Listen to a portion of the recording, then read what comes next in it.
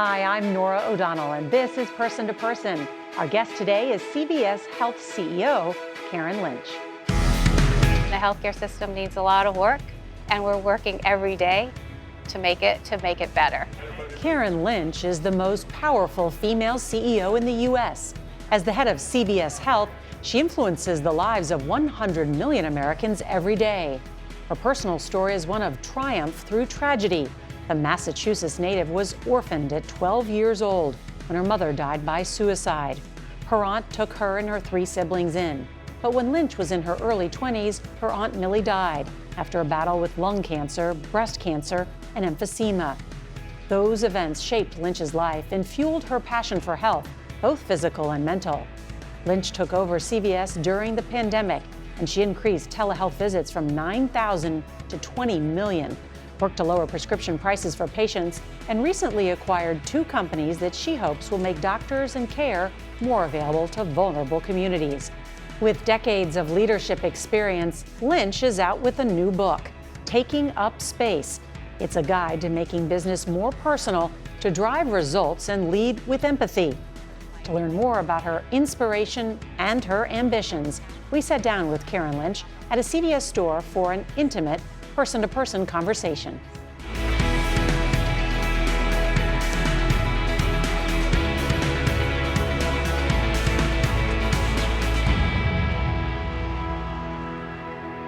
Karen, it's so nice to be with you here in a CVS. So great to see you, Nora. Thanks for having me. You are the most powerful female CEO in America. When you hear that, what do you think? I get a pit in my stomach because I never thought that it would be possible from sort of where I started. And so when you say that, I have to take a deep breath before I kind of really think about it. Even now? Even now, yeah. Mm-hmm. One of the things that I learned from my aunt was humility. And I've always, one of the things she told me was, never forget where you came from. And I never will. And I think that's part of that humility even now. Mm-hmm. So talk about where you came from. Well, I grew up in a very small town called Ware, Mass. So throughout my entire life, people would say, "Where's Ware?" 10,000 people, very rural town in Western Massachusetts. I have fond memories, but I also have very traumatic memories of growing up. Mm-hmm. Your mom worked in the healthcare industry. She did. She was a nurse, and she did that for a little while, but then had challenges with her mental well-being that made her stop. Had to stop working. Mm-hmm. And so those are some of the challenges that we were faced with as children, dealing with a mom who had mental health issues. And a lot of times in my life, I was ashamed. I was embarrassed. I wouldn't talk about it. But my roots are sort of healthcare. She was a nurse, and now I really think a lot about kind of the struggles and the trials and tribulations that she went through and that we went through, kind of dealing with mental health issues throughout her life, and obviously impacting ours. Mm-hmm. How do you think it changed you or made you who you are? It changed me in ways that I really advocate for total health and well-being. And as you think about, my profession, I'm in healthcare, and a lot of times we think about health and we think about just physical health, but you have to think about total health. And mental well-being is part of your physical health. But sort of the more I process it, Nora, the more I thought, I have to share my story. Mm-hmm. I have to talk about it, because I'm not whole if I don't kind of share my story. Because what I've learned over my life and my time, as I've talked about it, everybody has a story. Mm-hmm. And by sharing mine, it makes it okay for others to share theirs. Mm-hmm. It took a while for you to share it, though. A long while. When was the moment that you shared it?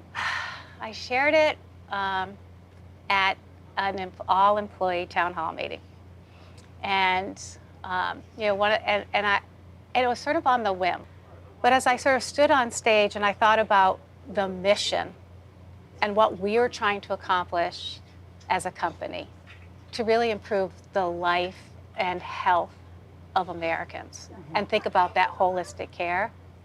And I felt like if I didn't share my story and I wasn't sort of total Karen, how can I get everyone to follow me in this audacious mission that we're trying to accomplish as a company? I didn't know how people would respond. And then there was overwhelming emails that just started coming in. Right. And there was this one particular person that reached out and said, my son just died of suicide. And I had been so embarrassed to tell people, but Karen, you made it okay. And that to me was sort of I did the right thing. Yeah. That makes me emotional, hearing you say that. How do you think it changed the way your relationship is with the people you work with? Being a CEO, there's that, people are intimidated. And I try to be real. And I try to be authentic. And I talk to the teams about kind of our passion, our mission, and the importance of what we're trying to accomplish as a company. I think we all recognize that the healthcare system in America is broken. And I want people to get behind it. And I want people to feel like they can come talk to me. And I talk to our teams about if that was your mother, if that was your brother, if that was a family member, is that the way you'd want to be treated? And that gets real. That gets personal right out of the gate. What were the lessons you learned from Aunt Millie? Because she brought you and your siblings in. My Aunt Millie was, she was a daughter of Polish immigrants, and she lost her husband very on in her marriage, and she had a child. So she took care of her parents. She took care of her only son as a single mom when single moms weren't the norm. And then she took 4 of us in. So what did she teach me? She taught me the importance of perseverance, of empathy, of never stopping for the things that you want to do. But most importantly, she taught me about giving back and giving to the community and making sure that you never forget where you came from. And I remember when I'd come home and say, I'm stopping, I'm quitting that. She's like, no, you're not. You never give up. And you have to dream, and you have to dream big. And those are important lessons that she sort of shared with me, and I take those with me all the time. Mm-hmm. She sounds like she was tough. Oh, she was tough. But I knew she loved me, but I knew that she was going to be tough to make sure that I achieved more than she did, because she always said, you can accomplish anything you want to do, you just need to set your mind to it, and you need to work really hard. Mm-hmm. And those are like 2 principles that I have espoused my entire career. Mm-hmm. How old were you when you lost your mom? 12. And how old were you when you lost your Aunt Millie? At 26. And you write about that. You spiraled. I spiraled. Yep, I definitely spiraled. I smoked pot, I drank. I was spiraling, but still studying, still getting good grades, still working hard. And when my aunt passed away, I remember sitting in the hospital and holding her hand, and the doctors coming in saying all these things that were like, above my head. And I just remember thinking, I don't know what questions to ask them. I don't know what to do. And those are the things that kind of fuel me today about sort of the healthcare system. How do we make it easier? How do we make it simpler? How do we get the answers to the questions people need in health? You're really bringing that personal experience into every decision that you make as CEO? I do. But I don't think probably many people know that you offer mental health services now. Yeah, it's something that we expanded during COVID. We have virtual behavioral health services. We have mental health services in select locations in 14 states across America. 1 in 5 Americans, almost 20% of the population, suffers with mental health issues. And so one of the areas that we're very focused on is making sure that there's access points so that people can get the care that they need. But the first thing we have to do is eradicate the stigma of mental health. And we're focused on that and doing that. You titled the book, Taking Up Space. Why? When I was very young in my career, I walked into a boardroom and I asked a gentleman, where should I sit?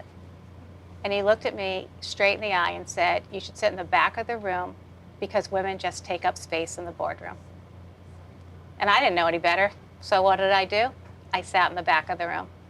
But that was a different time. And so because I'm a little irreverent, when I was named CEO, I wore a t-shirt that said, taking up space. So what's the message? Take up all the space you want? Take up space and invite others to join you, really. And you know, the message is, don't let other people define you. Don't let others dim your light. How did you turn those perceived weaknesses into strengths? Yeah, you know, it took a lot of work. It's never easy. You know, people have underestimated me for a lot of my career, but I used that. I made sure that I was always prepared. I like to use the phrase, it's worked for me, preparation builds confidence and confidence equals success. Yeah, that's a great way to think about it. There's a phrase you also use in the book that caught my eye, putting the moose on the table, meaning have those hard conversations. Yeah, I talk about it a lot. I think you want to put the real issues on the table. And if you don't put the issues on the table, you can't solve them. I actually, on my desk, have a little moose. And it's a reminder to say, I got to put the moose on the table, or someone needs to come in and put the moose on the table for me. It's hard, but necessary. When we come back, we put the moose on the table and ask Karen Lynch about the issues CVS Health is facing today.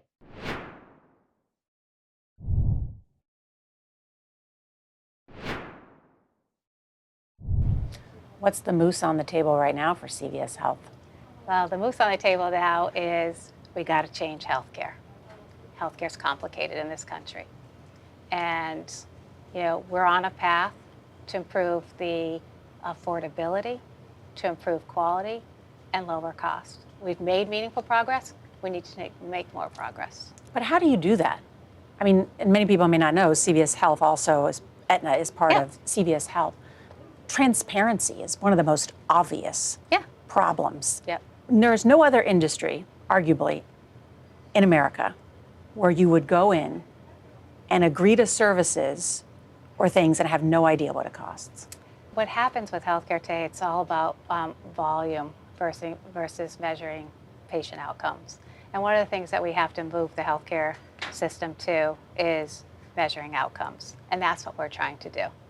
And you know, we have the opportunity to really connect patients to the care when they need it, where they need it, and how they need it. Access is an issue for sure, but affordability is largely the main one. And 80% of Americans say cost of drugs is too high. Our sole responsibility as a pharmacy benefit manager is to reduce the cost of prescriptions. That is the sole purpose of what we do. Why? And you would make more money if it's... We have demonstrated that time and time again. And so we have a track record of reducing prescription costs. And we show and demonstrate that to our customers every single day. And we've introduced new innovative products to even further advance and decrease the cost of drugs. CVS has the largest pharmacy chain in the U.S., and many pharmacists feel burned out. There were even walkouts last fall. How are you addressing the concerns about working conditions? Yeah, so first of all, we didn't necessarily have walkouts. That was more of a headline than it was reality. So we've done a number of things for our pharmacists. We've increased wages by $1 billion over the last 2 years. We have increased our technology in all of our pharmacies so that we can improve what our pharmacists are spending their time on. We've improved our training and development. I'm happy with what we've accomplished. We'll continue to evaluate what's going on and make sure that we have the pharmacists and pharmacy techs at the pharmacy counter for our patients. The Biden administration came out with new rules that would allow the abortion pill mifepristone to be sold at pharmacies instead of only being available at a doctor's office or a hospital. CVS stores are now carrying this. Was that a difficult decision to make? As a company, our North Star is that we support women's health and that we are committed to making sure that women have access to reproductive health services, education, and FDA-approved products. And so that's the decision we make because we know women need access to health. Are you worried that healthcare is becoming politicized? We have a common mission, and that common mission is access, affordability, and quality of healthcare. CBS is also in the insurance business, Aetna. We talked about this, and I'm sure you're following these life-changing drugs that many people have used for diabetes, for weight loss, and other symptoms as well.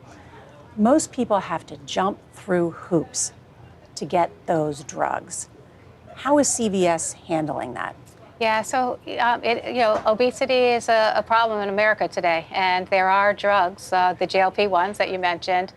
There's a supply issue, and we've been working very closely with our suppliers to make sure that we have product in the stores, and this is an area that we're very focused on it, and we believe like you said, life-changing, and we're making sure that we have available drugs when the supply chain opens up.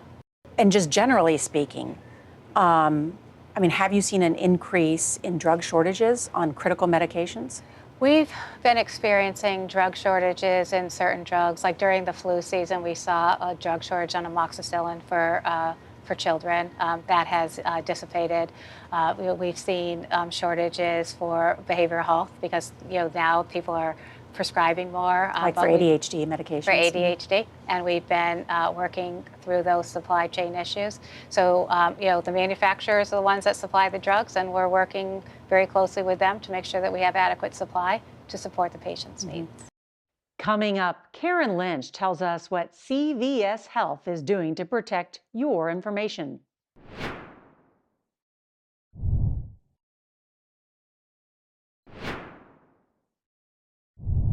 You talk about how CVS is a digital-first, tech-forward company.